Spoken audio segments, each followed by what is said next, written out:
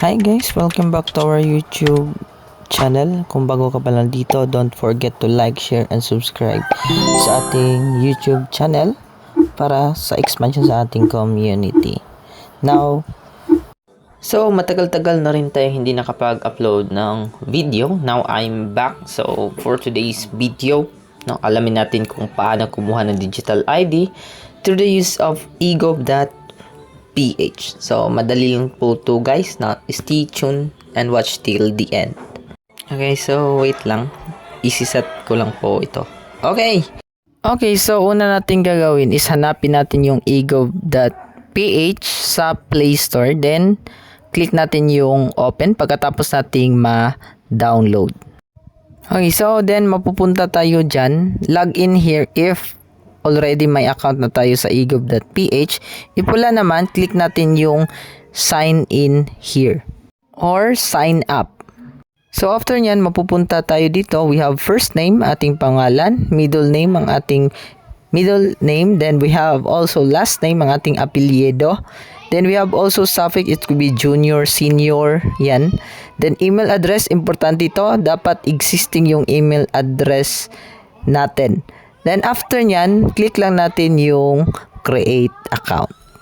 Make sure tama yung email address kasi dyan natin kukunin yung OTP natin. If wala kayong middle name or wala kayong suffix, kindly leave that space lang po. Then, click lang natin yung create account.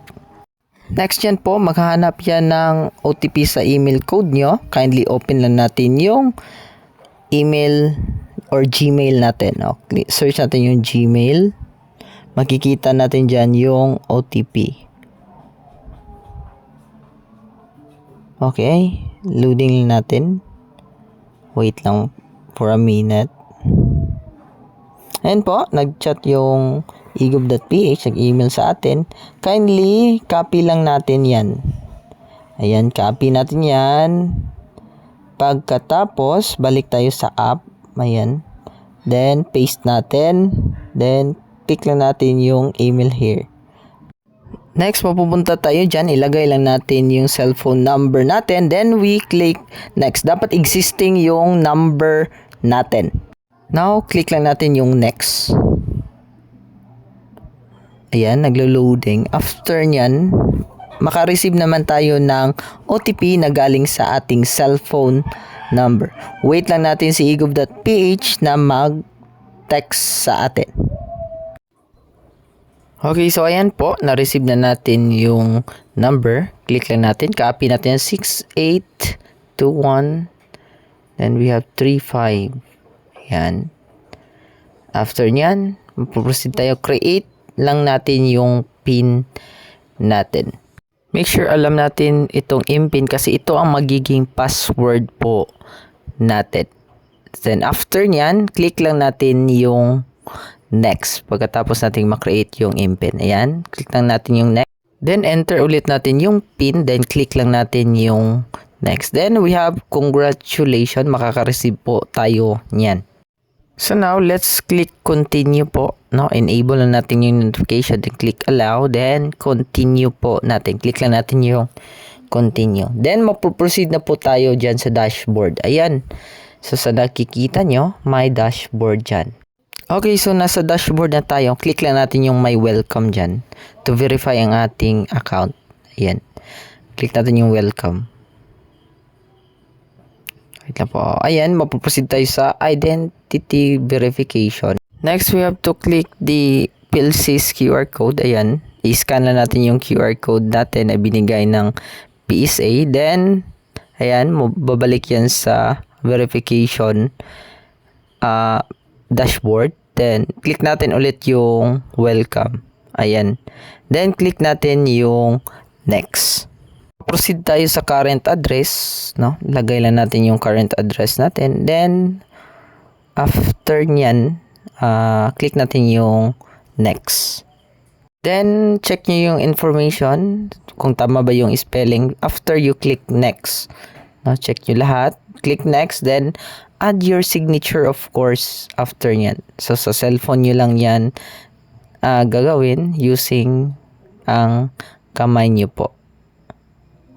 So, pwede po kayo mag-retake no? Or pwede din kayo mag-continue. So, if gusto nyo, check nyo na yung clear if mali. If goods na kayo sa perma, you can click continue.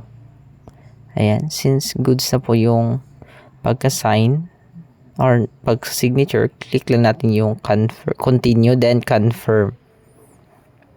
Ayan po, after nyan, magla-launch naman po tayo ng self. Make sure wala po tayong eyeglasses, half or cap or ano pang mga gamit yan. So, sabi niyan, move your head to the right. Of course, you move your head to the right lang para ma-confirm ng EI na hindi po yan EI. Then next, confirm your head to the left. Then pag sinabing blink po kayo. Ayan, then na-capture po. Then click nyo yung yes, I'm happy.